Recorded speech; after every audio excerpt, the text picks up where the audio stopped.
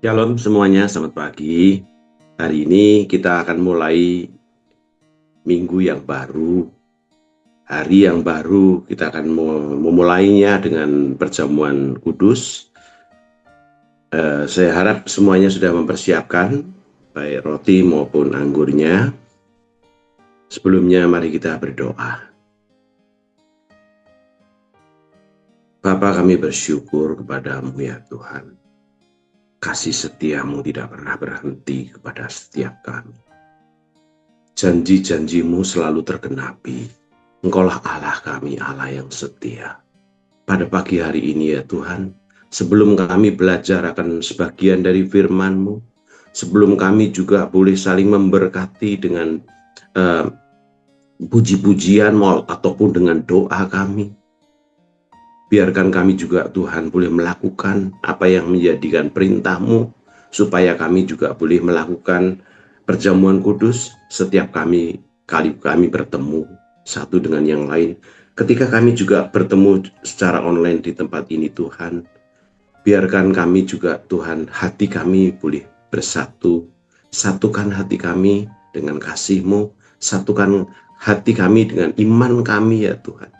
Kami percaya Tuhan bahwa apa yang kami lakukan ini tidak menjadi sia-sia. Apa yang kami lakukan ini sungguh Tuhan, Engkau memandangnya ini menjadi sesuatu yang berarti dan baik bagi di pandangan mata-Mu ya Tuhan. Untuk itu, biarlah Tuhan Engkau disenangkan, perkenanan daripada mulah yang kami harapkan. Biarlah kami semua Tuhan mendapatkan berkat yang daripada-Mu Tuhan. Di dalam nama Tuhan Yesus. Amin. Selamat pagi, saudara-saudaraku. Senang sekali pagi ini saya bisa diberi kesempatan untuk setidaknya membagikan apa yang firman Tuhan ingin ajarkan untuk setiap kita. Untuk setiap kita, saya banyak belajar mengenai firman ini juga, terutama ketika saya membaca firman yang akan kita baca pada pagi hari ini. Ini menggambarkan jelas bahwa sungguh Allah sendiri yang menghendaki bangsa Israel itu keluar dari Mesir menuju ke suatu tempat lain untuk dapat beribadah kepadanya dengan bebas. Saudara, ini sesuatu yang mengharukan buat saya. Karena apa? Ini kerinduan ini muncul bukan karena niatan kita sebagai manusia untuk mendekati Allahnya, tetapi ide ini tercetus atau setidak-tidaknya dari firman-firmannya kita bisa tahu bahwa inilah isi hati Allah. Hati yang begitu menggelora sampai berulang-ulang kali dia menceritakan, dia memberitakan, dia menyuruh orang utusannya, yaitu dalam hal ini Musa, untuk memberitahukan bahwa aku ingin bersekutu dengan umatku. Umatku tidak lagi, aku tidak rela mereka menjadi budak-budak, terutama di dalam konteks rohani adalah budak-budak dosa. Itu tidak dikehendakinya, sehingga aku ingin umatku adalah umat yang bebas, imamat rajani yang setiap waktu bisa datang kepadaku tanpa ada penghalang lagi. Untuk itu, ide ini Allah utarakan dengan tidak malu-malu, dengan to the point, dengan direct, bahkan kepada orang-orang atau oknum-oknum yang bersangkutan sekalipun Allah menegaskan hal itu berulang-ulang kali. Jadi memang hari ini, pagi ini kita akan belajar bahwa memang Allah menghendaki bangsa Israel keluar dari Mesir menuju satu tempat lain agar dapat beribadah kepadanya dengan bebas. Itu tema saya.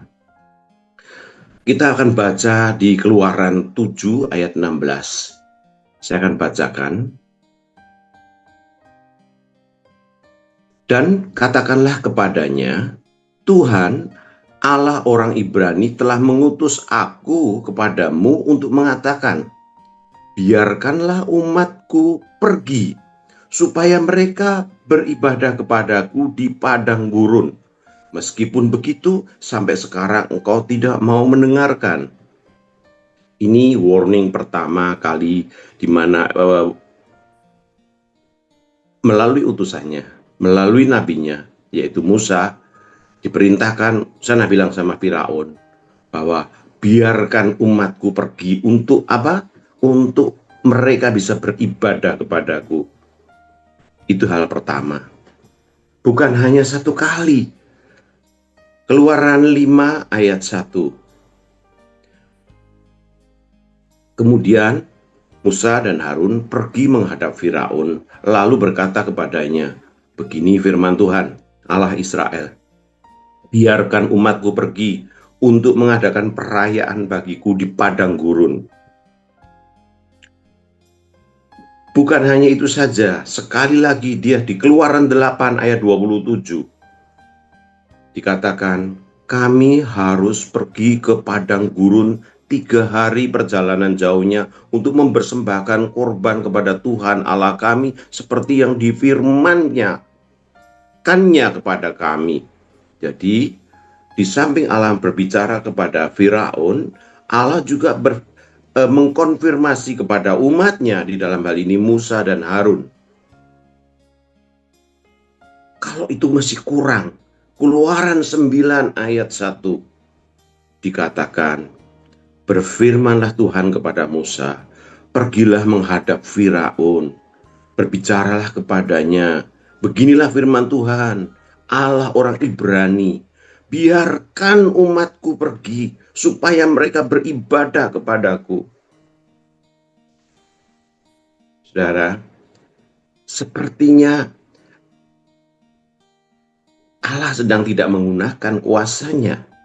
Sepertinya Allah tidak sedang memperlakukan otoritasnya. Bisa saja dia bilang, dia bisa melakukan apapun juga yang dia mau. Toh dia Allah. Tetapi berkali-kali Allah mewartakan ini, berkali-kali Allah menyiratkan ini, mensuratkan ini, bahkan juga mengatakan secara direct, secara langsung kepada hamba-hambanya, bahkan kepada Firaunnya secara langsung pun. Keluaran 10 ayat 3.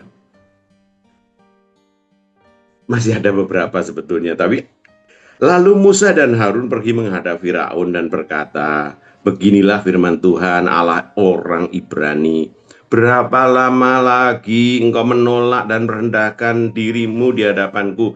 Biarkan umatku pergi supaya mereka beribadah kepadaku. Lucu ya, sepertinya Allah merengek-rengek, sepertinya Allah meminta-minta supaya ada satu kondisi, keadaan di mana umatnya bisa dapat bebas. Toh bukankah dia mempunyai otoritas, mempunyai kuasa? Kenapa? Allah menghendaki sesuatu yang berbeda tentunya. Untuk itu alasannya, Allah ingin mereka menyembah itu dengan bebas. Karena kita tahu bahwa bangsa Mesir dipenuhi oleh berhala-berhala kejijikan buat Allah. Dan Allah ingin menyematkan identitas baru dan tidak menghendaki apa yang dikatakan mental budak itu ada pada bangsa Israel. Tetapi Allah ingin mengubah menjadi dari mental budak menjadi hamba yang merdeka. Sehingga bangsa Israel yang akan dijadikan umatnya dibutuhkan keluar daripada Mesirnya mereka. Dan ini perlu dia dalam pandangan mata Allah. Luar biasa. Allah kita satu Allah yang peduli, Allah yang mempunyai sesuatu keinginan untuk dia boleh bersatu dengan umatnya sedemikian besar, sedemikian berulang-ulang dia nyatakan hal itu.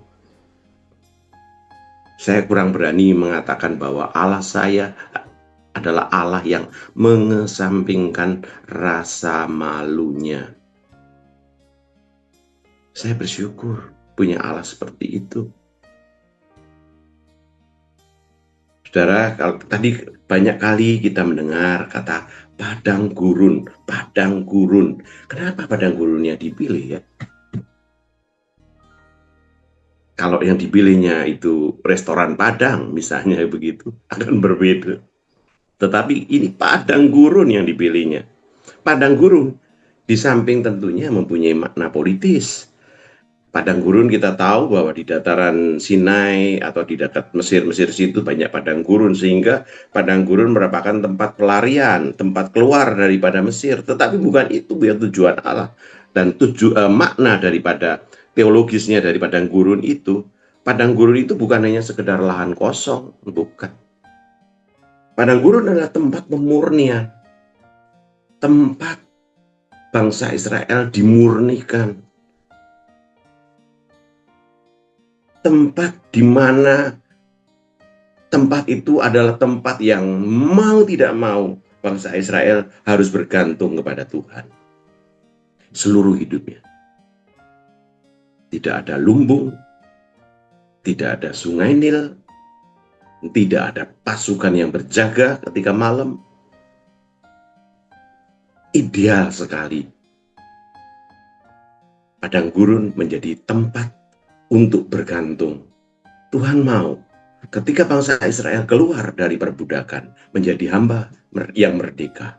Di situ mereka hidupnya hanya boleh bergantung kepada Tuhan. Karena itulah yang disukai oleh Tuhan.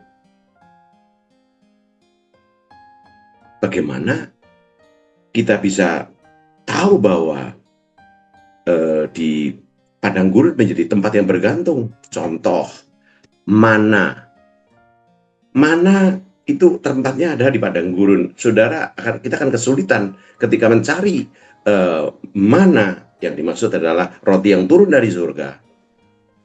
Itu ketika kita mencari di tempat-tempat lain, tempat-tempat sejuk, tempat-tempat metropolis, atau tempat-tempat yang lebih ramai dan sebagainya, kita akan kesulitan untuk mendapatkannya.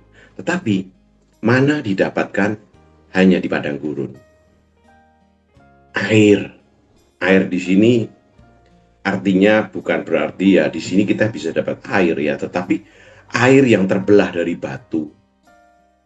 Ada satu di sana kondisinya mungkin kering kerontang begitu, hampir mustahil kita bisa mengharapkan satu ember air atau apa. Tetapi dari cerita Alkitab kita bisa tahu bahwa air disediakan dan tempatnya di padang gurun.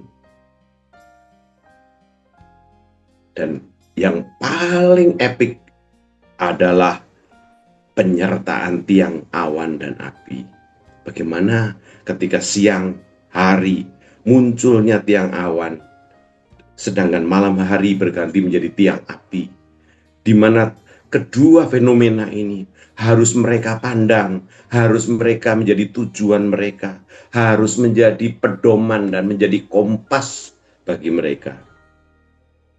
Kebergantungan inilah yang menuntun, sebenarnya membawa mereka kepada satu kata, yaitu pemurnian. Pemurnian di mana mereka akan dimurnikan dari mental budak, menjadi satu mental hamba yang merdeka. Beda.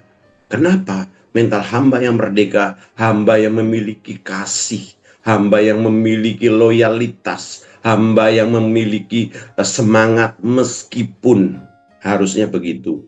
Sekalipun penyakitku masih ada, aku tetap mau setia, aku tetap mau percaya. Karena apa? Karena aku adalah mental hamba yang merdeka. Sekalipun keuanganku belum beres, aku mau tetap percaya. Karena aku adalah hamba yang merdeka. Dan memang kadangkala dan seringkali padang gurun menjadi tempat yang paling cocok untuk setiap kita untuk melalui satu proses ini. Ulangan 8 ayat 2-3. Ingatlah kepada seluruh perjalanan yang kau lakukan atas kehendak-Mu Tuhan Allahmu di padang gurun selama 40 tahun ini dengan maksud merendahkan hatimu dan mencobai engkau untuk mengetahui apa yang ada di dalam hatimu. Apakah engkau berpegang pada perintahnya atau tidak?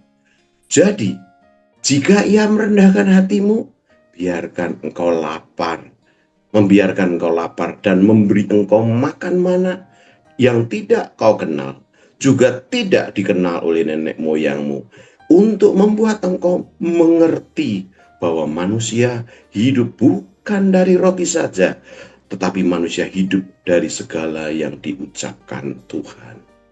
Luar biasa, satu pelajaran yang sangat-sangat mendalam sekali, bagaimana Tuhan menghajar orang-orang pilihannya, orang-orang yang dijanjikannya menjadi imamatnya bagi dirinya. Dikatakan tadi, bukan hanya setahun 2 tahun, bagaimana dia 40 tahun. 40 tahun menunjukkan juga betapa Allah terlalu baik hati, betapa Allah terlalu panjang sabar, betapa Allah mempunyai kesabaran yang hampir-hampir tidak terbatas sepertinya kita. 40 tahun bagaimana penyertaan Allah menyertai bangsa Israel. Ketika engkau mengalami, yaitu ketika Tuhan merendahkan hatimu, membiarkan engkau lapar, jangan khawatir, ada mana yang kamu kenal. Bahkan dikatakan nenek moyangnya pun belum pernah mengenal mana, karena nenek moyang bangsa Israel yang masih ada di Mesir pada waktu itu tidak pernah mengalami padang gurun, yang mati sehingga mana tidak mereka kenal. Mana hanya dikenal di padang gurun, mana hanya dikenal ketika ada kelaparan, mana hanya dikenal ketika perut kita lapar. Dikatakan membiarkan engkau lapar dan memberi engkau makan mana. Biarkan pagi ini juga Allah juga boleh membiarkan setiap kita lapar dan memberi kita makanan yang menurut Dia menyehatkan kita. Biarkan setiap kita pagi ini boleh dikenyangkan oleh Allah, boleh dipuaskan oleh Allah. Dan tentu saja dikatakan bahwa supaya kamu tahu bahwa manusia hidup bukan dari roti saja, tetapi manusia hidup dari setiap apa yang diucapkan oleh Tuhan. Jadi padang gurun adalah sekolah rohani. Padang gurun menjadi tempat perjanjian dengan Tuhan. Di Mesir mereka budak, di padang gurun mereka diolah menjadi bangsa yang kudus. Kesimpulannya pagi hari ini, Allah memanggil kita keluar. Bukan untuk kita berlama-lama menjadi budak, tetapi kita diharapkan kita bisa beribadah dengan bebas. Bukan sebagai budak dosa, tetapi sebagai bangsa yang kudus. Sekalipun kita harus melalui padang gurun kita akan diberi penyertaan olehnya. Tapi harus ingat, kita harus meninggalkan Mesir kita. Meninggalkan Mesir di sini, jangan seperti bangsa Israel. Bagaimana bangsa Israel juga dipaksa oleh Allah meninggalkan Mesir mereka. Tetapi Mesir mereka tidak pernah keluar dari pikiran mereka, dari hidup mereka, dari cara hidup mereka. Dan itu membuat mereka tidak bisa mengenyam, tidak bisa mendapatkan, tidak bisa meraih apa yang Allah janjikan, yaitu tanah perjanjian. Untuk itu semua, Allah mau kita semua umat Tuhan yang percaya kepadanya, yang sudah dibebaskan dari Mesir kita, yang sudah dibebaskan dari perbudakan dosa kita, yang dibawanya menjadi satu umat, kumpulan umat yang kudus, akan menjadi kepunyaan Allah sendiri. Amin. Mari kita berdoa. Tuhan Yesus, terima kasih untuk setiap firman-Mu, untuk setiap pengajaran, untuk setiap hal yang boleh kami belajar bersama-sama. Kami mengucap syukur karena segala kesabaran-Mu, karena Engkau Tuhan telah membebaskan kami daripada Mesir kehidupan dosa kami. Engkau menjadikan kami menjadi umat-Mu yang kudus, umat kepunyaanmu sendiri, untuk melakukan perbuatan-perbuatan besar seperti yang ingin Kau janjikan. Dan biar Tuhan, ketika kami juga harus melalui padang gurun, kami harus melalui hal-hal yang tidak mengenakan, hal-hal yang tidak seperti apa yang kami pikirkan, kami tahu penyertaan-Mu itu sungguh ada. Dan Engkau Tuhan tidak pernah biarkan perut kami kosong, tetapi Engkau memberikan kami mana-mana yang kami perlukan. Ketika kami haus Tuhan, Engkau memberikan kami air yang segar seperti yang kami perlukan. Demikian juga Tuhan, tuntunan-Mu merupakan baik itu tiang api maupun tiang awan Tuhan. Biarkan semua itu Tuhan menjadikan hidup kami Tuhan sungguh hanya memandang Engkau, bergantung sepenuhnya kepadamu. Biarkan kami ini Tuhan lekat dengan Engkau. Jangan biarkan kami jauh daripadamu, supaya kami Tuhan boleh sampai kepada tanah perjanjian seperti yang Kau janjikan kepada setiap kami. Di dalam nama Tuhan Yesus, diberkati setiap orang yang mendengarkan ajaran, pengajaran pada pagi hari ini melalui firman-Mu, dan melakukannya di dalam nama Tuhan Yesus. Amin.